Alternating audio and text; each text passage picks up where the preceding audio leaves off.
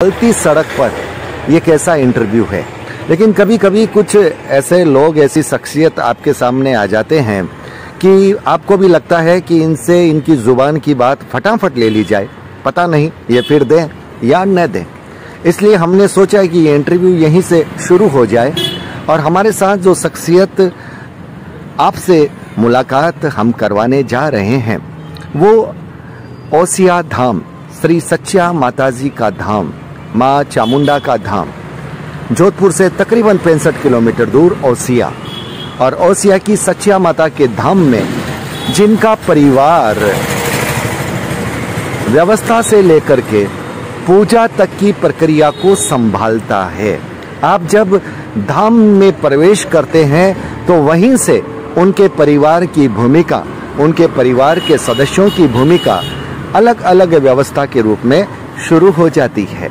तो चलिए चलते हैं मुक्ता शर्मा जी के पास और जानते हैं कि आपका परिवार इस धाम से कैसे जुड़ा और उसके साथ साथ माता की भक्ति और माता की शक्ति के कुछ चमत्कारिक अनुभव भी। तो चलिए अब आपकी मुलाकात मैं करवा रहा हूं। हमारे साथ जुड़ रही हैं मुक्ता शर्मा जी। मुक्ता जी, बहुत बहुत अभिवादन। डिजिटल फर्स्ट न्यूज में आपका बहुत बहुत स्वागत। सबसे पहले तो मरुभूमि पर जोदाना गांव में यहाँ के लोग तहे दिल से आपका स्वागत करते हैं और मैं पूरी जोधपुर नगरी और मारवाड़ की धरती की तरफ से उनका नेतृत्व करते हुए आपका हार्दिक अभिनंदन करता हूँ। चलिए, आपका अभिनंदन, आपका स्वागत बिल्कुल सर आंखों पर हमने स्वीकार किया। मुक्ता शर्मा जी, हमें ये पता चला कि आपका परिवार माता ओसिया जी के धाम से और ये पीढ़ियों से जुड़ा है, पीढ़ियों से जुड़ा है। तो जब पीढ़ियों से जुड़ा है तो वर्तमान में जो लोग आपके परिवार के सदस्य सेवा कर रहे हैं उनकी बात तो अपनी जगह है, लेकिन उनसे भी बात पूर्व पीढ़ी की है और उसके साथ माता के मंदिर के बारे में और माता की भक्ति और शक्ति के बारे में वो कुछ अनुभव हम चाहते हैं कि आपके माध्यम से हमारे व्यूवर्स तक पहुंचे। जितना मैं जानती हूँ और जितना मैंने मेरे परिवार से की, जितना मैं जानती हूँ, 4 भाई जो कम से कम ये 7वीं पीढ़ी 8वीं पीढ़ी, बहुत लंबी चौड़ी पीढ़ी चल रही है अभी तक।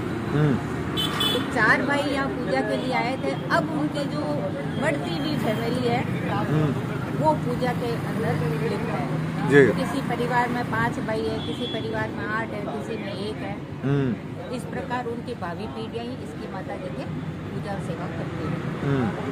हमारे परिवार की बात है तो जो आज का आधुनिक रूप देख रहे हैं इस माता जी के मंदिर का जी, उसकी नींव मेरे ससुर जी स्वर्गीय जुगराजी सेवा शर्मा जी ने। एक बार नाम फिर से बोलिए।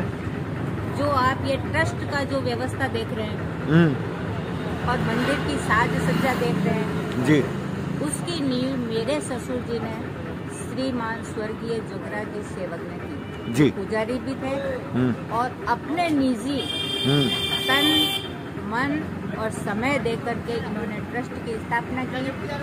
और उनकी ससुर जी का भी इतना पावर था कि जिस बंदे को भी वो बोल देते थे कि ट्रस्ट में ये सहयोग देना है तो वो अपने कुछ भी नहीं पूछता जी। और निस्वार्थ भावना से जितना ससुर जी बोलते उतनी सेवा वो मंदिर के अंदर अपनी दे देते थे जी जी जी जी। और रही देवी माँ की चमत्कार की बात, तो ये बात भी सुनकर ही पता चली है और खास तौर से मेरी सासू माँ के द्वारा कि हमारी ये जो ओसिया माता जी है वो दिन में 3 रूप बदलती है। दिन में 3 रूप मतलब मंदिर में? मंदिर में। अरे वाह। और सुबह वो बाल रूप में होती है, दोपहर में वो थोड़ी सी प्रौढ़ावस्था में आ जाती है और शाम को यौवना अवस्था में रहती है। शाम को यौवनावस्था में? अच्छा, क्या बात है। हो सकता है यहाँ मैं कोई चूक कर रही हूँ तो मैं क्षमा चाहती हूँ, लेकिन दिन में 3 रूप बदलने का, ये उम्र के रूप बदलते हैं, बाल अवस्था, युवावस्था और प्रौढ़ावस्था। ठीक है जी, प्रौढ़ावस्था कह दो जी। और कई लोगों के स्वप्न में आकर के भी उनको अपनी अस्तित्व का परिचय देती हैं जी। हाँ, एक यहाँ पे मुझे अभी जस्ट बात याद आई है कि एक बार आसाम से कोई उनको स्वप्न आया किसी परिवार को कि हमारी कुल देवी कौन सी है, तो वो पता लगाते लगाते बहुत यहाँ धाम पहुँचे। बहुत लोगों के मन में अभी तक ये भ्रम है कि उनकी कुल देवी के बारे में जानकारी नहीं है। हाँ, अब ये स्पष्ट है, साहित्य में भी आ रहा है, बुक्स भी छप रही है, तो अब उनको कुल देवी के बारे में इतनी पूछताछ की जरूरत नहीं है, उनको आसानी से ये पता चल जाएगा। मतलब वो किस वंश में है, किस जात्र गोत्र में है, उनसे पता चल जाएगा। मिल जाएगा, बुक्स भी मिल जाएगी जी। उनके पास दुकानें हैं, उनके पास वो किताबें भी मिल जाएगी। जी जी जी जी।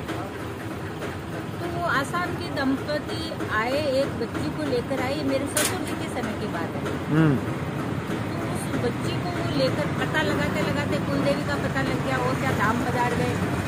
बच्ची को 2-3 जने पकड़ के ऊपर सीढ़ियों तक ले गए थे। वो बच्ची शारीरिक रूप से अस्वस्थ थी, चल नहीं पा रही थी, और जहाँ निज मंदिर में पहुँचे वहाँ बैठे, आराधना की, पूजा की, भक्ति भाव किया, थोड़ी देर बैठे, तो उस समय संयोग से मेरे ससुर जी ही उस निज मंदिर में थे जी। तो ये काफी पुरानी बात है, बहुत पुरानी बात जी है। जी जी। तो उस वक्त ने ससुर जी से ही पूछा कि अब इस बच्ची को नीचे ले जाने की क्या व्यवस्था की जाए। अच्छा, चढ़ा तो हमने दिया। हाँ। तो ससुर जी, अभी मैंने जैसे थोड़ी देर पहले कहा था कि तन मन और समय पूरा समर्पित है, और ये परिवार आज उनकी संतानें भी इसी भाव से देवी माँ के चरणों में समर्पित है। सेवा करती है। उनका अस्तित्व या वजूद इतना है कि उनकी वचन सिद्धि किया जाती है, बिल्कुल उस भक्ति भाव से, उस माँ भक्ति का आशीर्वाद है। तो ससुर जी ने कहा कि आप इसको उठाओ और पैदल ले जाओ। क्या बात है, तो सब यूं के आश्चर्य हो गया। आश्चर्य हुआ, और वो सोचने लगे कि मुश्किल से तो इसको चढ़ाए हैं, लेके आए हैं, और वापस कैसे ले जाएंगे। उनको ऐसा लगा होगा कि ये टालने की बात कर रहे हैं। हाँ, तो ससुर जी ने उसकी बच्ची की पीठ पे थपकी देके कहा, बेटा उठ जा। वो उठ गई बच्ची, और सीढ़ियों से अपने आप उतर के नीचे आई। तो ये फैमिली द्वारा ये कहानी हमको मिली है। क्या बात है, झूठ मैं मान नहीं सकती, क्योंकि मैं भी आस्था रखती हूँ। बिल्कुल। और देवी का पर्चा तो अपने आप मिल जाता है लोगों को। हमें ये कहने की या प्रचार प्रसार करने की जरूरत नहीं है कि देवी के पधारो या देवी की मन्नत मांगो। देवी स्वयं उनके स्वप्न में आकर के उनको यहाँ बुला लेती। ऐसी बात है, सिर्फ मन में भाव आ गया तो फिर नहीं। आपको अगर कुल देवी का पता नहीं है, आप भक्ति भाव रखते हो, और यहाँ के पुजारी से भी आप विनती कर देते हो, तो आपकी विनती स्वीकार हो जाती है, आपका असमंजस दूर हो जाता है, आपको पता चल जाता है। आप देखिए, एक फिर घटना याद आई है मुझे जी। सत्यता की, कि बम्बई के सिर्फ आपकी उम्र के कोई सेठ जी बोलूंगी मैं तो, कि वो बड़े भक्त थे मंदिर जी, माता जी के। वो बॉम्बे में जा रहे थे, तो किसी पुल से 30 फुट गहरे गड्ढे में गिर गए या जलाशय में गिर गए, और वो कार उनकी जलाशय में ओके उल्टी हो गई, तैर रही है। उसी समय उन्होंने वो श्या माता जी के किसी पुजारी को फोन किया कि मेरी ये कंडीशन है, फटाफट ये गोलमा आप कीजिए और ये चढ़ाइए। वो काम तुरंत हो गया, और तुरंत अर्जी उनकी लगाई गई देवी के चरणों में, और घंटे आधे घंटे बाद उनका वापस समाचार आया कि हमको सहायता टीम ने बाहर निकाल दिया। तो ऐसे स्वयं देवी स्वयं से बनी, तो हमारे मुंह से तो हमारी क्या औकात है कि हम देवी के प्रचार प्रसार करें। बिल्कुल बिल्कुल बिल्कुल, खुद भक्त है उनके। बिल्कुल सही बात है। ये आपने सबसे बड़ी बात है, आपके इंटरव्यू की विशेषता ये रही कि जिन लोगों के मन में असमंजसता है कि उनकी कुलदेवी कौन है, ये पता बहुत आसानी से चल जाएगा। और अगर आप माँ सच्चे की आराधना कर रहे हैं, अगर वो ही आपकी कुलदेवी है, तब तो आपको पता बहुत ही आसानी से लग जाएगा। आप यहाँ के पुजारियों से भी संपर्क कर लीजिए और ये गुहार कर लीजिए ताकि आपका असमंजस दूर हो जाए। आपको वहाँ की पेटी पर ऑफिस में और जस्ट मंदिर में एंट्रेंस करते ही एक लेफ्ट में दुकान है, वहाँ पर इससे मंदिर से जुड़ी कहानी या जो भी पूरी साहित्य मिल जाएगा। पूरा साहित्य आपको मिल जाएगा। ये बात आपने मुक्ता शर्मा जी ने बहुत अच्छी बताई। बाकी बात ये भी है कि चमत्कारों की कहानियाँ तो बहुत लंबी होगी, चर्चा भी बहुत लंबे होंगे, अपने अपने अनुभव हैं, हर व्यक्ति का अपना अनुभव है। श्रद्धा बोलती है, आस्था बोलती है, विश्वास बोलता है, और माँ तो फिर माँ होती है वो तो। लेकिन आपने जो ये बात बताई कि 3 रूप माँ के, हाँ, हमें भी थोड़ा आश्चर्य हुआ।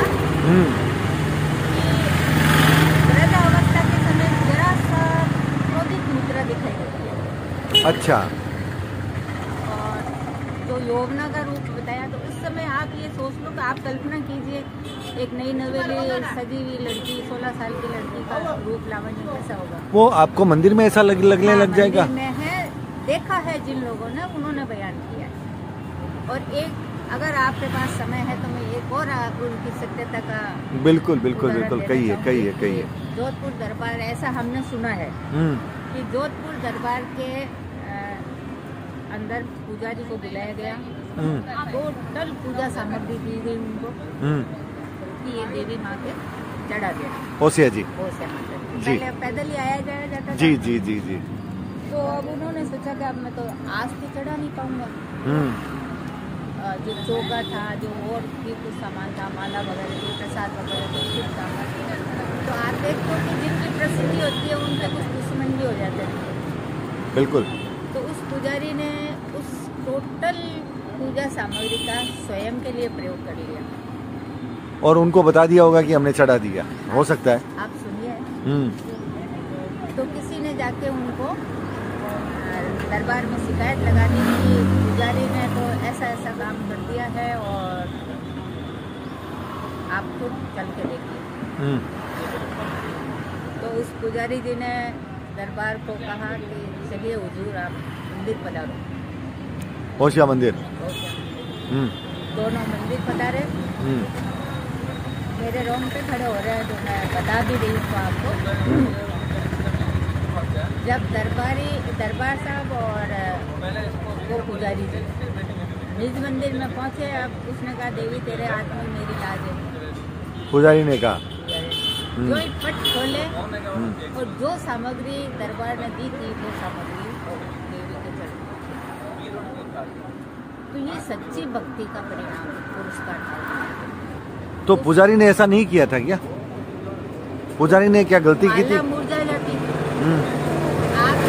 ऐसा नहीं सुना आपने कि कृष्ण भगवान है जो राधा ने पहन ली या मीरा ने पहन ली, वो राधा के पास कृष्ण के पास नहीं, वो बिल्कुल सही है, वो मानता हूँ मैं ये पूछना चाहता हूँ कि पुजारी ने क्या उस सामग्री को गलत यूज अपने लिए कर लिया था या नहीं किया? नहीं, उनकी ये भावना थी ना कि राज दरबार ने आज का आज देवी को अर्पित करने को कहा और मैं आज पहुँच नहीं पा रहा हूँ, इसलिए उन्होंने एक दिन और पुजारी के दुश्मनों ने जानबूझकर ये कह दिया और माँ ने पुजारी को बचा लिया। ये बहुत बड़ी बात है। सुनी हुई दंत कथा के आधार पर आपको सत्यता बताइए। जी जी जी जी। चलिए, बहुत ही शानदार बातें जो आज तक हमने अपने व्यूवर्स को नहीं बताई। इसलिए नहीं बताई क्योंकि हमें मालूम नहीं थी। और इस वक्त जब व्यूवर्स में भेरूबाग जैन तीर्थ मंदिर के सामने चाय की दुकान पर बैठे हैं और उस वक्त मुक्ता जी हमारे साथ बैठे हैं और बिल्कुल सड़क चल रही है, आप देख लीजिए, लोग भी बैठे हैं। चलती हुई सड़क में माँ की कथा है एक तरह से, और क्या है, ये आस्था और श्रद्धा की कथा है, माँ की भक्ति की बात है, शक्ति की बात है। हमने आप तक पहुँचाने की कोशिश की है। हाँ, और कहना चाहूँगी कि ये मेरा अहोभाग्य है कि मैं उस परिवार से जुड़ी और ससुर जी का बड़ा सानिध्य, वात्सल्य हाथ रहा हमारे जी सर पर। और आज वो जीवित रहते और आज ये मेरा इंटरव्यू सुनते तो शायद वो बहुत ही खुश होते। लेकिन क्या पता सुन भी रहे हैं, वो बिल्कुल सुन रहे होंगे। उनकी यही तमन्ना रहती थी कि मेरी बहू पढ़ी लिखी हो, मेरी परिवार प्रोग्रेस करे। बिल्कुल तो ये शायद उन्हीं की इच्छा या उन्हीं का आदेश होगा तब मैं ये कार्य संपन्न कर। और सुनिए, आपसे मिलना था और क्योंकि ये भी था कि आपका यहाँ से, मुझे ये पता नहीं था कि आपका ये परिवार है, लेकिन मुझे ये ज़रूर पता था कि ओसिया धाम के बारे में हमारे बीच में कभी थोड़ी बहुत बात होती थी। तो मुझे ये तो ज़रूर पता था कि आप कुछ ना कुछ बता पाएंगी, लेकिन आप इतना बता पाएंगी ये मुझे पता नहीं था। ये मेरे लिए भी सौभाग्य की बात है, माँ की असीम कृपा है। थोड़ी देर पहले माँ के दरबार में हाजिरी दे के आया हूँ, और ये मेरे व्यूवर्स का भी सौभाग्य है कि उन्हें भी ये सब कुछ जानने को मिल रहा है। दूसरे सौभाग्य की बात यह है कि आपसे मुलाकात, वरना आपके कार्यक्रम देखने के लिए मुझे चला करके आपके पास आना पड़ता। तो ये भी देवी की मेहरबानी है कि देवी के भक्तों को मेरे पास से बुला लिया। ये बिल्कुल बिल्कुल बिल्कुल बिल्कुल, हाँ बिल्कुल बिल्कुल, देवी को प्रणाम। पुनः अभिनंदन, जोधपुर की धरती पर स्वागत। तो व्यूअर्स से एक बार आप भी अभिनंदन कीजिए मुक्ता जी का, कि जिन्होंने यहाँ पर आकर के, और बिल्कुल ये अनचाही, मतलब हमें मालूम नहीं था ये रहस्योद्घाटन होगा। बात चली तो उन्होंने कहा मैं एक घटना बताऊंगी, लेकिन उसके बाद 2-3 घटनाएं वो होती है। देवी का अगर कोई आदेश हुआ होगा तभी बोला जा सकता है, नहीं तो बोला भी नहीं जा सकता। तो माँ सच्चिया को प्रणाम करता हुआ, उनके सभी भक्तों को प्रणाम करता हुआ, जो माँ की धाम में जो पूजा व्यवस्था कर रहे हैं उस परिवार को प्रणाम करता हुआ, और इस नाते युक्ता जी को भी प्रणाम करता हुआ, सबको प्रणाम करता हुआ। और व्यूअर्स वीडियो को लाइक शेयर जरूर कीजिएगा, जय माता जी जरूर लिखिएगा। जय माता जी मन से कह दीजिएगा, लिखने की आवश्यकता नहीं है, बोलते रहिएगा जय माता जी जय माता जी। क्या पता इसी जय माता जी से आपका भी जय जयकारा होने लग जाए, आपके रुके हुए कार्य चल पड़े और आपकी मनोकामनाएं पूरी होने लग जाए। क्योंकि मेरी भगवती का जो ये रूप है वो रुकी हुई जो भी तमन्नाएं हैं उनको पूरा करती है ये मेरी भगवती। और इसलिए मैं कहता हूँ कि जय माँ कहिएगा, भगवती कहिएगा। और वीडियो को लाइक शेयर कीजिएगा, कमेंट बॉक्स पर अगर अपनी बात मन से है तो ज़रूर लिखिएगा। आप चाहें तो हमारे डिजिटल फर्स्ट न्यूज़ को सब्सक्राइब कर सकते हैं और ज्वाइन भी कर सकते हैं। बहुत बहुत आभार, नमस्कार।